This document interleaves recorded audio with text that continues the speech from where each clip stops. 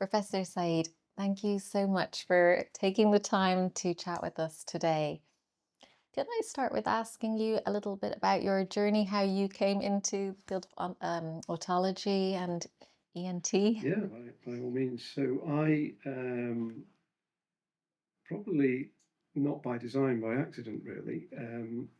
So I was at medical school here in London in the early 1980s, and during that undergraduate period, we had a 2 weeks attachment with the ENT department. This was down at King's College, and the individuals that taught us the ENT that during that 2 week period were really inspirational.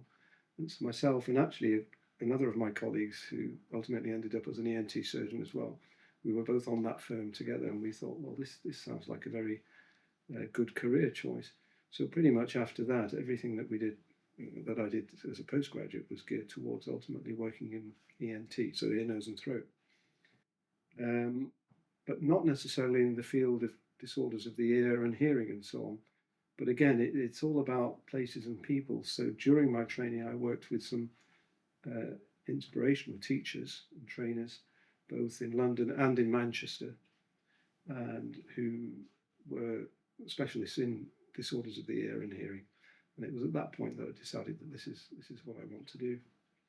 So I geared my training towards that, and did a fellowship relating to that, the research side of it. And my doctorate thesis was on a certain type of hearing loss and the genetics of it. So it all came together, and I ended up being an ear specialist. Fantastic, and lucky for all of your patients that you did. Speaking of hearing loss, um, it feels like that hearing loss, the impacts of hearing loss is it's not just in the hearing for person, but maybe across their life. It could affect their relationships and their mental health. What what do you find is the biggest challenges facing people coming in? Well, I think the biggest challenge has been that, and it still is a challenge to a degree, is that hearing loss is the poor relation of healthcare problems, although that is changing and has changed in more recent years. So that's the first thing. So the big ticket items like diabetes, cardiological disorders, heart disease, um, various neurological disorders, they've always been, and of course cancer, have always been what I call the big ticket items when it comes to healthcare research, healthcare resources, and so on, and quite rightly so. But hearing loss has kind of played second fiddle to that over years, decades. And one of the reasons I think is because it's a kind of hidden disability. You can't see it necessarily.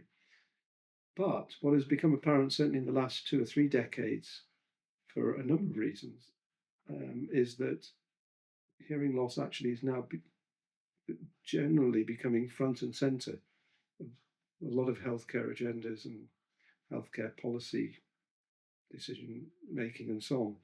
And there's a number of reasons for that. One is the recognition that having a hearing impairment has huge ramifications for the individuals, and if it's children, their families as well. So if we look at children, for example, or infants that are born severely or profoundly deaf, and the impact that certain technologies have had on that, such as cochlear implants, but also the evolution and development of modern hearing aids and so on.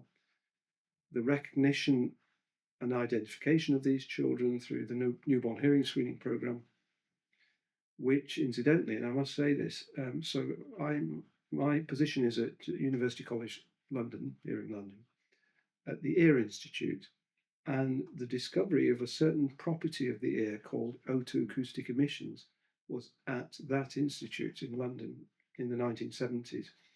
And as a consequence of that particular piece of research and work by my colleagues and predecessors, we now have newborn hearing screening, not just in the UK, but across the world in many countries, that is now picking up children that have hearing impairment at a very early stage. So there's a huge impact from that discovery in our own institution.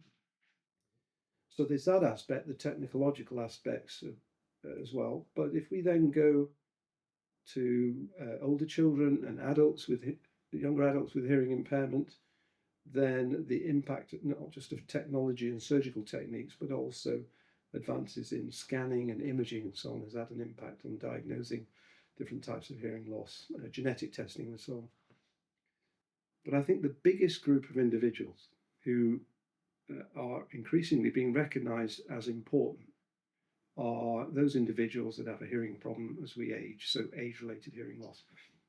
The population as a whole, certainly in developed countries such as the UK, is getting older, living longer, and what has become apparent is that hearing impairment has a substantial impact on well-being as we get older.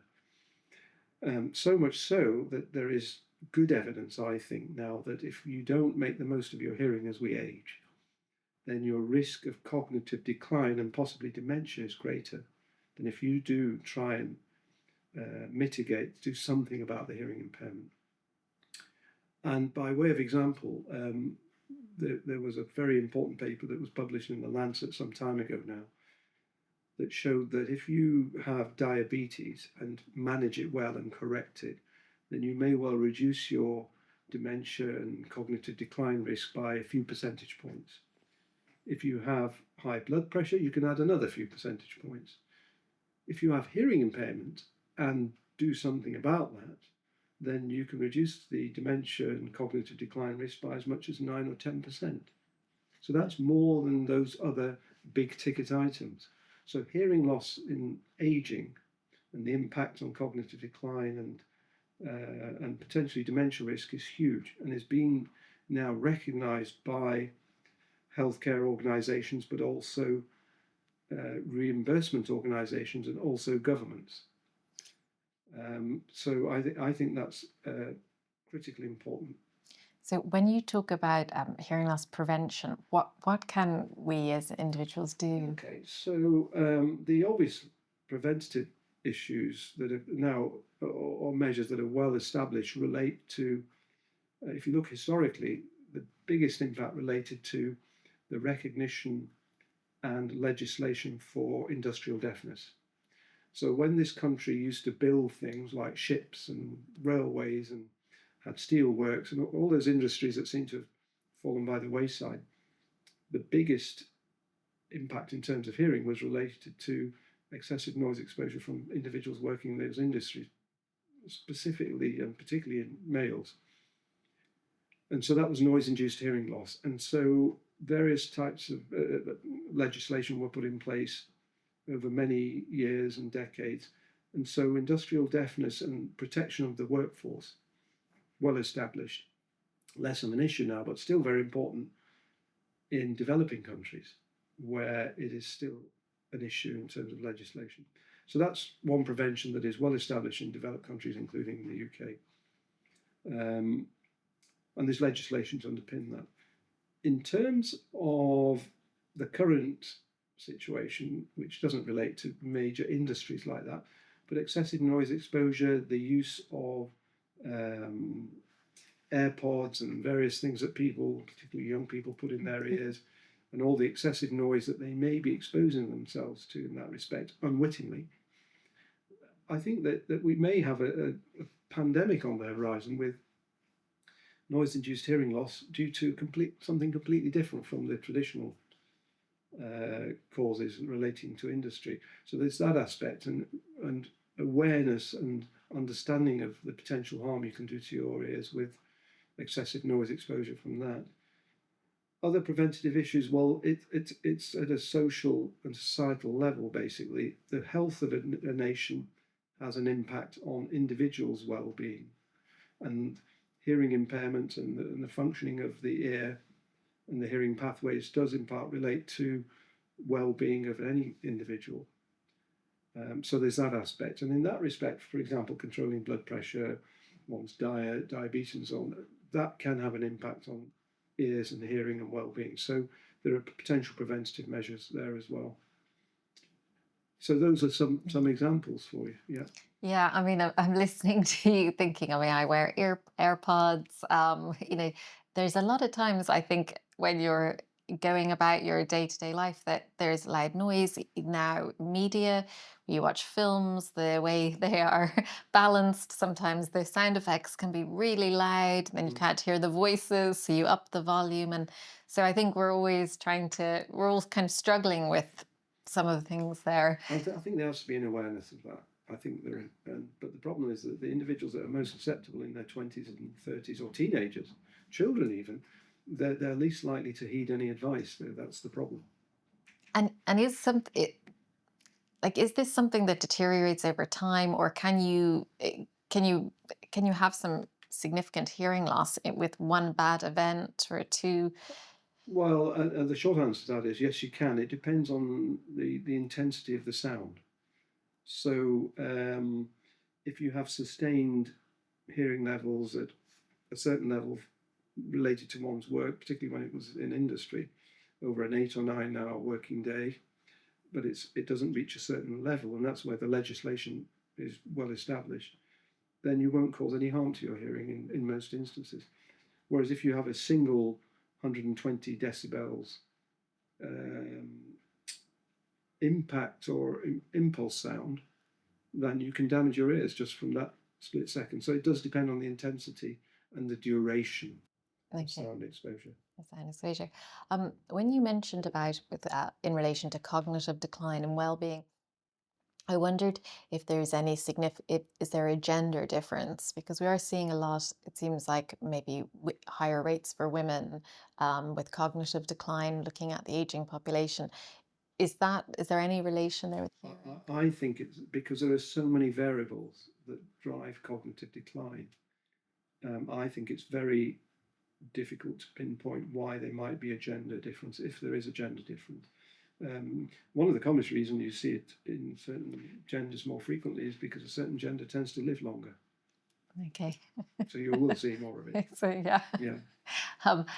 So in terms of progress around, so from when you started to now, kind of what you're seeing day to day, is there anything that you're excited about in terms of? Well, yeah, I think that and I've touched on this, but the technologies available to us for example, imaging technology to look at assess an individual with a hearing loss, do some tests to establish the nature and the extent of the hearing loss, and then imaging technologies that may well help us pinpoint why that hearing loss is there, and also the role of genetics and genomics, and more latterly something called proteomics as well. So basically genes and hearing loss.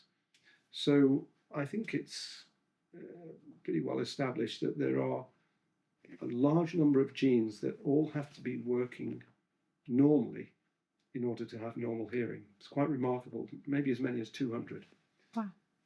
And you can get mutations in certain genes that an individual might have at birth that can give rise to a degree of hearing impairment. At one end of the spectrum, it might be mild. At the other end of the spectrum, it can be profound hearing loss. And that's where other technologies come in. So genetics and the genetics of hearing loss and deafness genetics, I think, we've seen tremendous gathering of knowledge and understanding. And I'm sure many individuals will have seen in the news not long ago about the use of genetic engineering in order to modify and improve hearing loss due to a particular type of gene abnormality.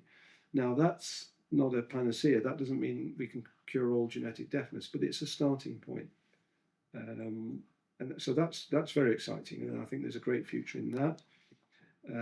The other area is, and this was certainly an area of research that I've been involved in, is looking at various drugs or compounds that might be able to regenerate the hair cells of the inner ear. So inner ear function relies on a number of things, including critically special cells which we call hair cells in the cochlea, the organ of Corti.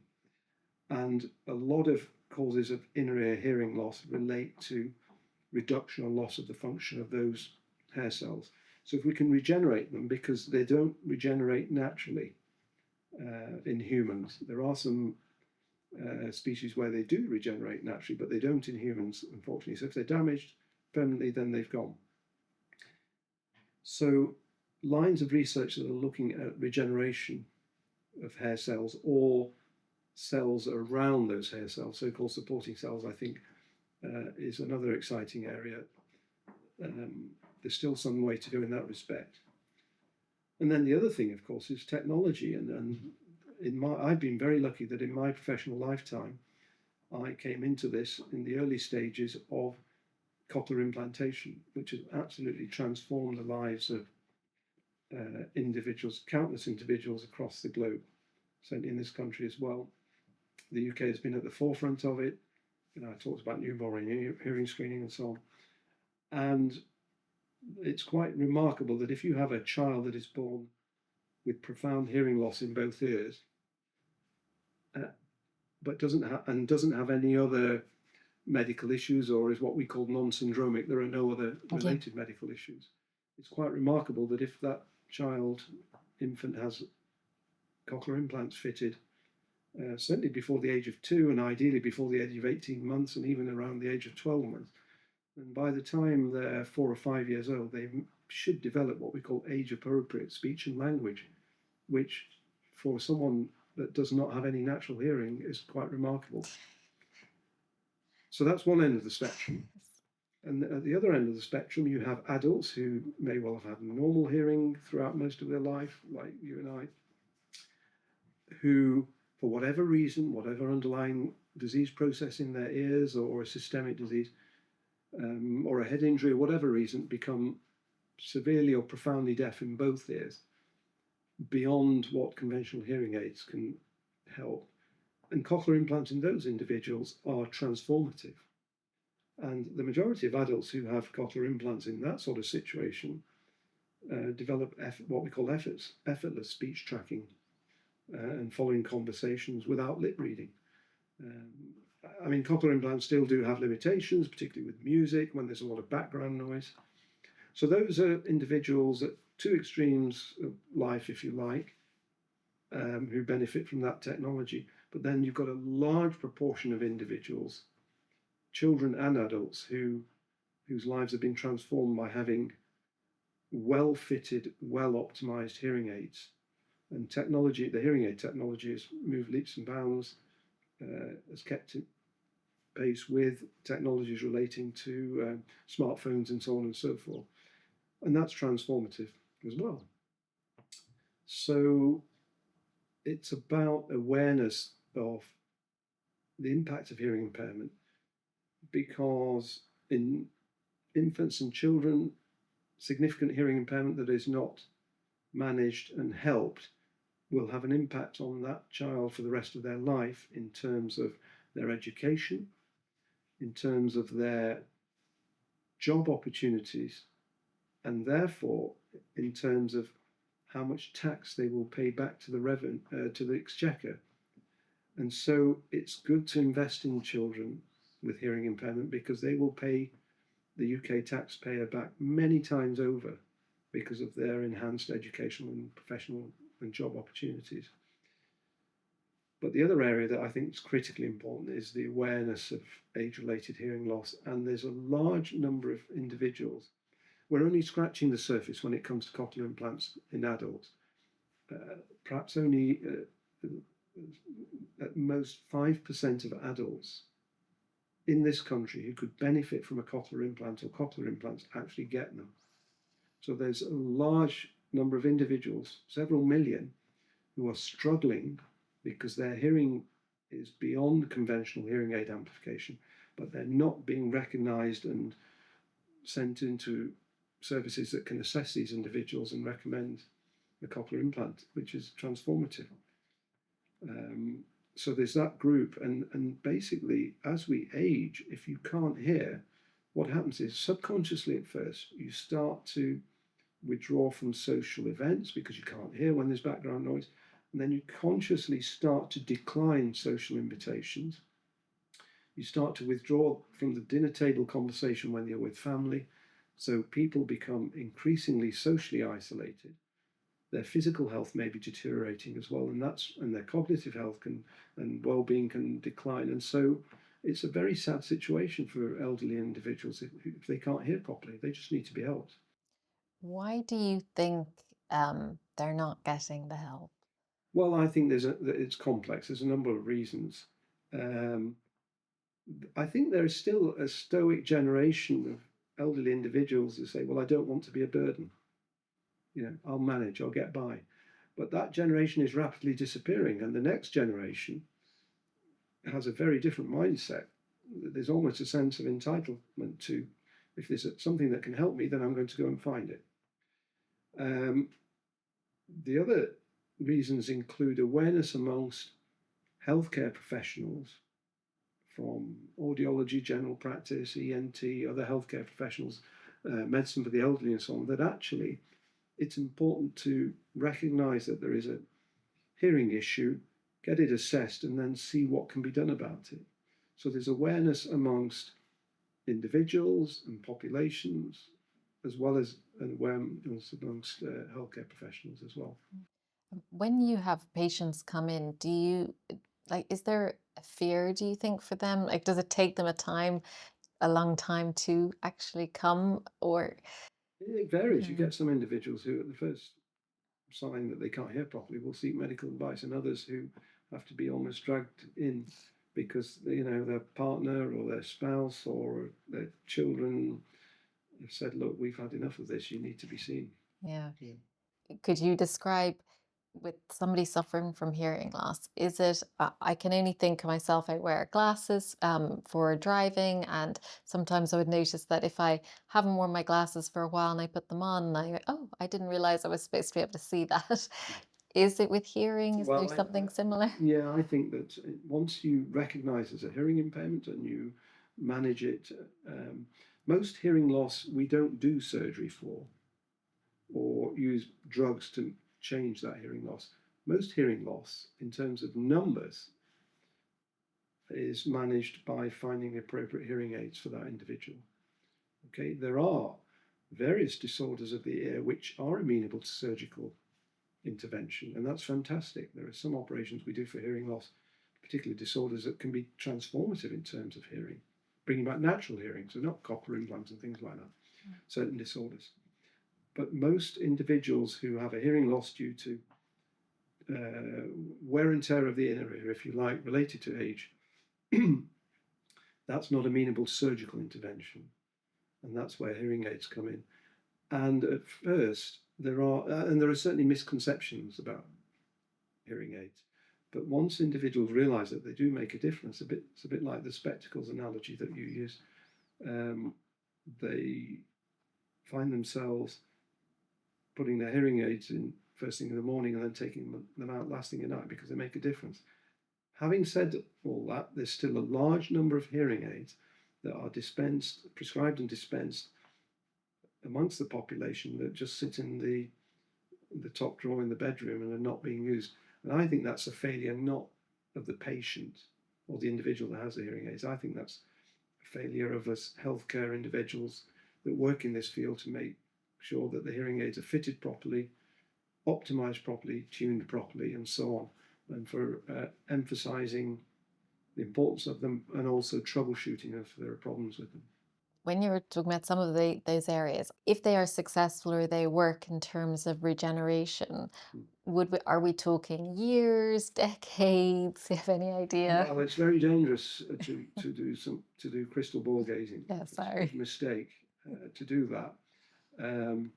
I think that if I were to hazard a guess, I think that regeneration of hair cells for certain types of hearing loss, certain types of inner ear hearing loss, so not all inner ear hearing loss, certain types of inner ear hearing loss, I can see it entering clinical practice in a more mainstream way, perhaps during the lifetime of my children and grandchildren. I don't think it's going to happen during my professional lifetime. Whether it happens during my lifetime remains to be seen. That's all I can say on that. Yeah. And they say genetics might actually move a little bit quicker because we've had some landmark events recently. So yeah. Well, that is very exciting. Um, can I ask you something that we hear a lot about now, just with tinnitus, Mm. and whether it's related to hearing loss, not related to interlinked? Yeah, just your thoughts on. Yeah. So tinnitus. And again, there's lots of misconceptions about tinnitus. So basically, tinnitus is when an individual hears noises either in the ear or in the head, that could take one of two forms. It can either be subjective, i.e., only the individual hears it. So we can't hear it, the healthcare professional seeing that individual can't hear it. There are a group of disorders that cause what we call objective tinnitus, where we can hear it as well. But that's a much smaller group. But to focus on the main group of subjective tinnitus, practically any disorder of the ear can and is usually associated with a degree of tinnitus.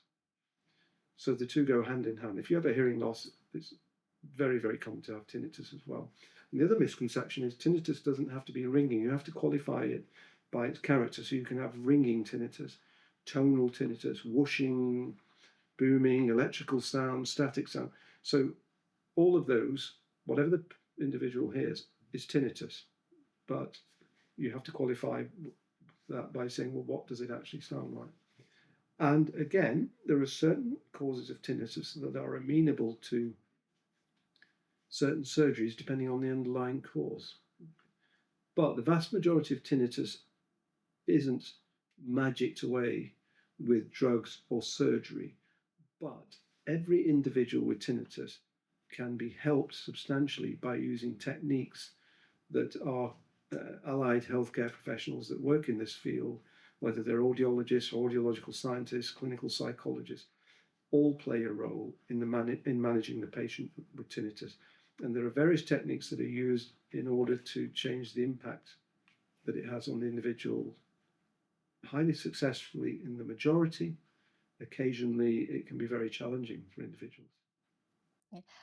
And are the different types of tinnitus that you say that will come under the tinnitus category, are they treated differently than? Yeah, I think that there are two factors that dictate the type of management of an individual with tinnitus. It's the individual themselves and the impact it's having on that individual, psychologically and physically. And then there is the underlying cause of the tinnitus as well. Right. So it's nuanced. Okay, thank you very much.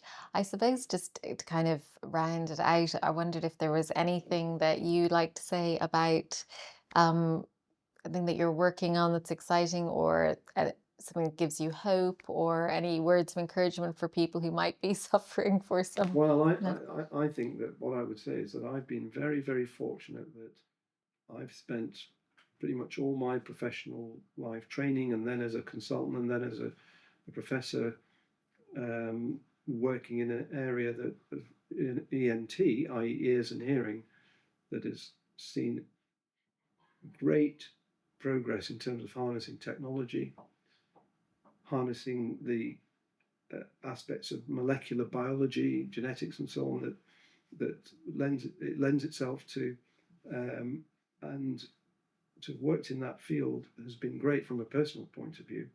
But I've seen the impact it's had on countless patients of all ages, from infants through to the very elderly, and that's been fantastic. And what I would say is, it doesn't matter who you are or what age you are or whatever anyone says. If you think you've got a hearing problem, it needs to be assessed, because in this day and age, there's a lot we can do to help you with it. Oh, that's fantastic. Well, thank you very much, Professor Said, and thank you for your time.